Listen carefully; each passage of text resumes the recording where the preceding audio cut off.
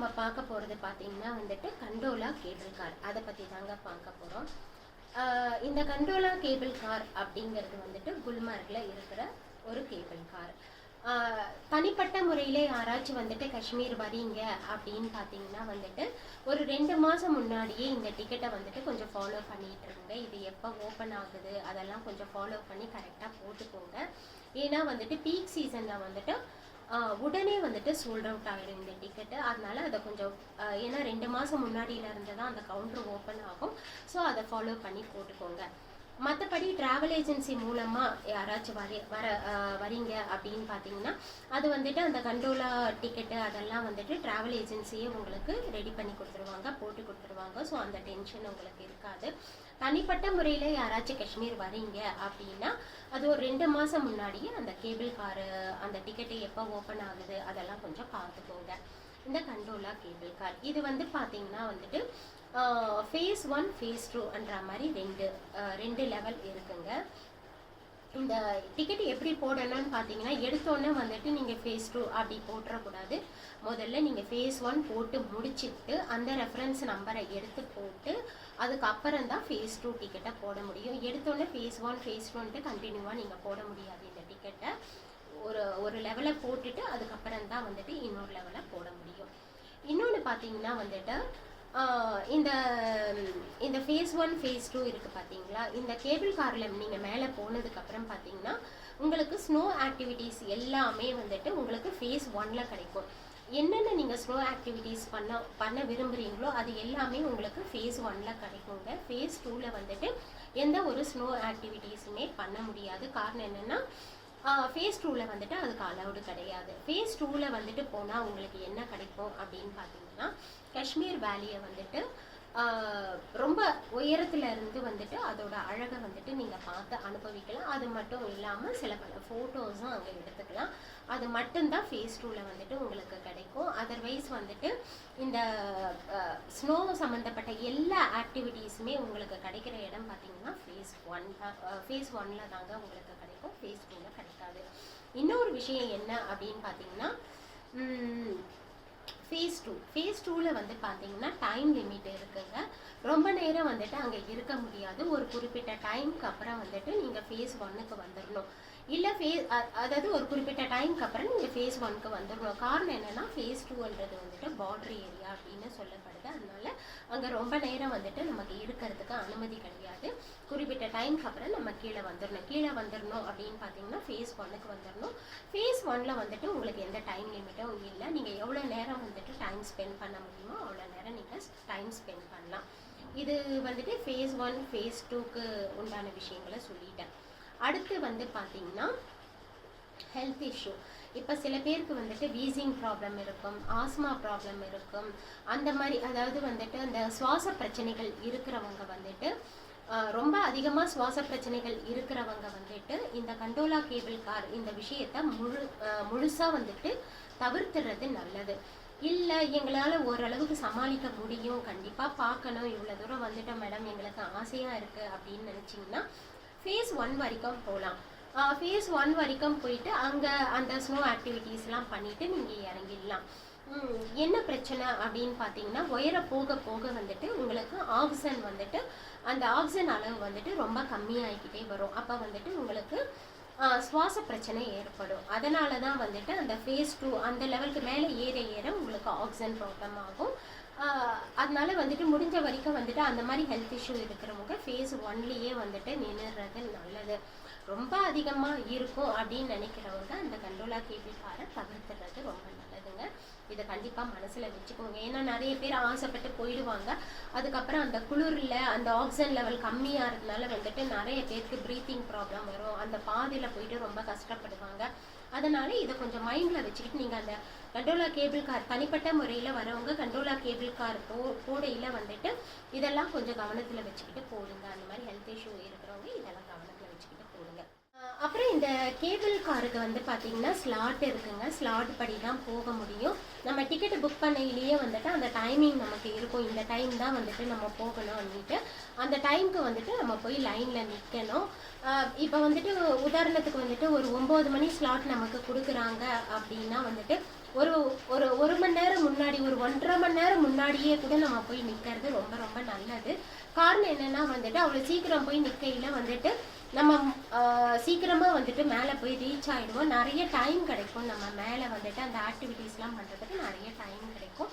இதை வந்துட்டு கொஞ்சம் மைண்டில் வச்சுக்கணும். அடுத்து வந்து பார்த்தீங்கன்னா வின்டர் டைமில் வந்துட்டு வரவங்களுக்கு வந்துட்டு கொஞ்சம் எக்ஸ்ட்ரா செலவாகும். ஒரு 2-3 இடத்துல ஆகும். அது என்ன அப்படின்னு பார்த்தீங்கன்னா வின்டர் டைமில் வந்துட்டு நிறைய ஸ்னோஃபால் ஆகுங்க. அந்த மாதிரி ஸ்னோஃபால் ஆகிற டைமில் வந்து என்னன்னு பார்த்தீங்கன்னா வந்துட்டு இப்போ வந்துட்டு உதாரணத்துக்கு வந்துட்டு இப்போ குல்மார்க்ன்ற இடத்துக்கு நம்ம போகிறதுக்கு வந்துட்டு சம்மர் டைமில் பார்த்தீங்கன்னா நம்ம வண்டிங்கெல்லாம் வந்துட்டு மேலேயே வந்துட்டு போயிடும். அது எந்த பிரச்சனையும் இருக்காது. ஆனால் வின்டர் டைம் அப்படின்னு வரையில் பார்த்தீங்கன்னா நிறைய வந்துட்டு இந்த பனிப்பொழிவு அதிகமாக இருக்கிறதுனால இந்த டங்மார்க்ன்ற இடத்துல வந்துட்டு நம்ம வண்டிங்களெல்லாம் நிப்பாட்டிடுவாங்க. அதுக்கப்புறம் நம்ம வண்டி போகிறதுக்கு அலோ பண்ண மாட்டாங்க. அது எதுக்கு அப்படின்னு பார்த்தீங்கன்னா வந்துட்டு அந்த நிறைய ஸ்னோஃபால் ஆகிறதுனால வந்துட்டு வண்டி வந்துட்டு நிறைய ஸ்லிப் ஆகுவாங்க. அதனால நம்ம வண்டியில் வந்துட்டு போகிறதுக்கு வந்துட்டு அனுமதி கிடையாது. இந்த யூனியன் கேப்ல என்ன பண்ணுவாங்கன்னா வந்துட்டு செயின் கட்டுவாங்க. அந்த செயின் கட்டின வண்டிங்க தான் வந்துட்டு மலை மேலே போகும். செயின் எதுக்கு கட்டுறாங்கன்னா வந்துட்டு அந்த ஸ்னோவில் வந்துட்டு வண்டி வந்துட்டு ஸ்லிப் ஆகாமல் இருக்கிறதுக்கு தான் வந்துட்டு அந்த சங்கிலியை வந்துட்டு கட்டுறாங்க. செயின் கட்டின வண்டிங்க தான் வந்துட்டு மேலே போகும். டங்மார்க்ன்ற இடத்துல இருந்து குல்மார்க் வரைக்கும் வந்துட்டு அந்த செயின் கட்டின வண்டிங்க தான் போகும். அதுக்கு வந்துட்டு நீங்கள் எக்ஸ்ட்ரா சார்ஜ் தர்ற மாதிரி இருக்கும். இதே மாதிரி வந்துட்டு சொன்மார்க்லையும் வந்துட்டு நீங்கள் எக்ஸ்ட்ரா வந்துட்டு பே பண்ணுற மாதிரி இருக்கும். குறிப்பிட்ட லிமிட்டுக்கு அப்புறம் நம்ம வண்டிங்க போகாது. அங்கே வந்துட்டு ஒரு குறிப்பிட்ட லிமிட்டுக்கு முன்னாடியே வந்துட்டு நம்ம வண்டியை நிப்பாட்டிடுவாங்க. அதுக்கப்புறம் வந்து பார்த்தீங்கன்னா வந்துட்டு இதே மாதிரி அங்கேயும் வந்துட்டு செயின் கட்டின வண்டி தான் போகும். அங்கேயும் வந்துட்டு நீங்கள் எக்ஸ்ட்ரா பே பண்ணுற மாதிரி இருக்கும். இந்த வின்டர் டைமில் வந்தால் இது ஒரு பெரிய ப்ராப்ளம்ங்க. அங்கங்கே வந்துட்டு இந்த மாதிரி சின்ன சின்ன செலவுகள் வந்துட்டு நமக்கு எக்ஸ்ட்ராவாக. வின்டரில் வந்து பார்த்தீங்கன்னா வந்துட்டு எப்போவுமே வந்துட்டு டே வந்துட்டு ரொம்ப சின்னதாக இருக்குங்க. காலையில் விடியறது வந்துட்டு ரொம்ப லேட்டாக விடியும். நைட்டு வந்துட்டு ரொம்ப சீக்கிரமாக வந்துடும். ரொம்ப சீக்கிரத்தில் வந்துட்டு இருட்டிடும். இதையும் மனசில் வச்சுக்கணும். அதாவது வந்துட்டு இப்போ சம்மரில் பார்த்தீங்கன்னா வந்துட்டு 8 மணி வந்துட்டு 4 மணி மாதிரி இருக்கும். நம்ம ஊர் 4 மணி மாதிரி இருக்கும். சம்மரில் 8 மணி நம்ம நினச்சிருப்போம் 8 மணிக்கெலாம் நம்ம ஊரில் வந்துட்டு இருட்டிடும். இங்கே காஷ்மீரில் வந்து பார்த்தீங்கன்னா 8 மணி கூட வந்துட்டு 4 மணி மாதிரி இருக்கும் வந்துட்டு சம்மரில். இதே வின்டரில் பார்த்தீங்கன்னா வந்துட்டு காலையில் வந்துட்டு ரொம்ப இருட்டாக இருக்கும். விடியறதும் வந்துட்டு ரொம்ப லேட்டாக விடியும். ஈவினிங் வந்து பார்த்தீங்கன்னா சீக்கிரமே இருட்டிடும். அதனால் நமக்கு அந்த சுற்றி பார்க்குற டைம் அப்படிங்கிறது வந்துட்டு ரொம்ப கம்மியாக கிடைக்கும். வின்டரில் இல்லைங்க, பொதுவாக வந்துட்டு நம்ம டைம் மேனேஜ்மெண்ட்டுன்றது வந்துட்டு ரொம்ப ஒரு அவசியமான விஷயம். டைம் ரொம்ப கரெக்டாக கீப்பப் பண்ணோம் அப்படின்னா வந்துட்டு நம்ம என்ன வந்துட்டு ஒரு நாளைக்கு வந்துட்டு என்ன பார்க்குறோம் பிளான் பண்ணுறோமோ வந்துட்டு அதை வந்துட்டு கரெக்ட் டைமில் வந்துட்டு நம்ம கம்ப்ளீட் பண்ணி முடிப்போம். இப்போ வந்துட்டு எங்களுக்கு தெரியும், இப்போ வந்துட்டு இந்த டைம் கிளம்புனா இந்த டைம்குள்ளே வந்துட்டு நம்ம ரிட்டர்ன் வந்துடலாம் அப்படின்ட்டு எங்களுக்கு தெரியும். இப்போ நம்ம டிரைவர் வந்துட்டு உங்களுக்கு சொல்லுவாங்க 8 மணிக்கு ரெடியாக இருக்கணும் அப்படின்னா வந்துட்டு நீங்கள் 8 மணிக்கு ரெடியாக இருக்கணும். அப்போ தான் வந்துட்டு அன்னைக்கு ஷெடியூல் என்னவோ அதை கம்ப்ளீட் பண்ணிட்டு வந்துட்டு நீங்கள் சேஃபாக வந்துட்டு ஹோட்டலுக்கு வந்துட்டு நீங்கள் திரும்பலாம். அதை விட்டுட்டு இப்போ டிரைவர் 8 மணிக்கு ரெடியாக இரு அப்படின்றப்ப வந்துட்டு நீங்கள் 9 மணிக்கு ரெடியாக இருந்தீங்கன்னா கண்டிப்பாக வந்துட்டு அந்த 1 மணி நேரம்ன்றது வந்துட்டு உங்களுக்கு நிறைய விஷயங்கள் வந்துட்டு மிஸ் பண்ணுறதுக்கு உண்டான வாய்ப்பு வந்துட்டு நிறைய இருக்குது. ஸோ வந்துட்டு அந்த டைம் அதை கொஞ்சம் வந்துட்டு கரெக்டாக ஃபாலோ பண்ணிக்கிட்டிங்கன்னா வந்துட்டு இந்த வின்டர் டைமில் வந்துட்டு நீங்கள் என்ன நினச்சி வந்தீங்களோ அதை கரெக்டாக கம்ப்ளீட் பண்ணலாம். இன்னொரு விஷயம் என்ன அப்படின்னா டைம் எதுக்கு கரெக்டாக நம்ம வந்துட்டு ஃபாலோ பண்ணிக்கணும் அப்படின்னு பார்த்தீங்கன்னா வந்துட்டு வின்டர் டைமில் வந்துட்டு நிறைய டிராஃபிக், அதாவது நம்ம ஊரில் வந்து பார்த்திங்கன்னா மழையில் வந்துட்டு பார்த்திங்கன்னா நிறைய டிராஃபிக் ஜாம் ஆகும். அதே மாதிரி தான் இங்கே வின்டரில் வந்துட்டு நிறைய டிராஃபிக் ஜாம் ஆகும். காஷ்மீரை பொறுத்த வரைக்கும் பார்த்திங்கன்னா வந்துட்டு பப்ளிக் டிரான்ஸ்போர்ட்ன்றது வந்துட்டு ரொம்ப கம்மி. அதனால் எல்லார் வீட்லேயுமே வந்துட்டு 4 வீலர்ஸ் கண்டிப்பாக இருக்குங்க.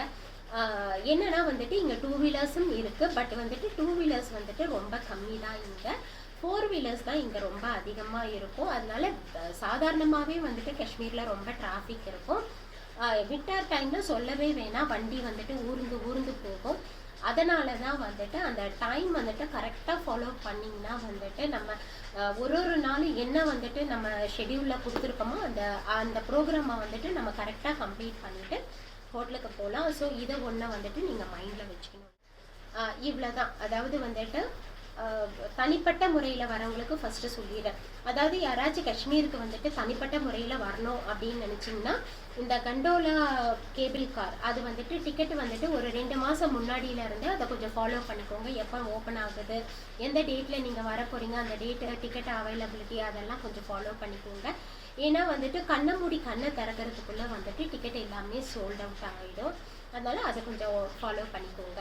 அதுக்கப்புறம் வந்துட்டு முடிஞ்ச வரைக்கும் வந்துட்டு ஹவுஸ் போட் ஸ்டேவை வந்துட்டு அவாய்ட் பண்ணுறது வந்துட்டு உங்களுக்கு ரொம்ப ஒரு நல்ல விஷயம். இது 2 தான் வந்துட்டு தனிப்பட்ட முறையில் காஷ்மீர் யாராச்சும் வரீங்க அப்படி ஃப்ளைட்டை வந்துட்டு தேர்ந்தெடுங்க. அது ஒன்று மைண்டில் வச்சுக்கோங்க. இந்த மாதிரி சின்ன சின்ன விஷயங்களை நீங்கள் ஃபாலோ பண்ணாலுமே வந்துட்டு வின்டரில் வந்துட்டு யாராச்சும் காஷ்மீர் வரீங்கன்னா உங்கள் ட்ரிப்பு வந்துட்டு ஒரு நல்ல ட்ரிப்பாக அமையும். இது தாங்க வின்டருக்கு உண்டான டீட்டெயில்ஸு. இதையும் தாண்டி உங்களுக்கு ஏதாச்சும் வின்டருக்கு வந்துட்டு காஷ்மீருக்கு வரணும்னு நினைக்கிறவங்களுக்கு இதையும் தாண்டி ஏதாச்சும் சந்தேகங்கள் இருந்துச்சுன்னா நீங்கள் கமெண்ட் பண்ணுங்கள். எனக்கு கண்டிப்பாக வந்துட்டு நான் உங்களுக்கு ரிப்ளை தரேன். அடுத்து வந்துட்டு நம்ம ட்ராவல் ஏஜென்சி நேம் நான் ஆல்ரெடி உங்களுக்கு சொல்லியிருந்தேன். இந்த வீடியோ எண்டில் வந்துட்டு உங்களுக்கு ட்ராவல் ஏஜென்சி நேம் வந்துட்டு நான் உங்களுக்கு சொல்கிறேன் அப்படின்ட்டு. இப்போ அதை தாங்க சொல்ல போகிறேன். நம்ம ட்ராவல் ஏஜென்சி நேம் என்ன அப்படின்னு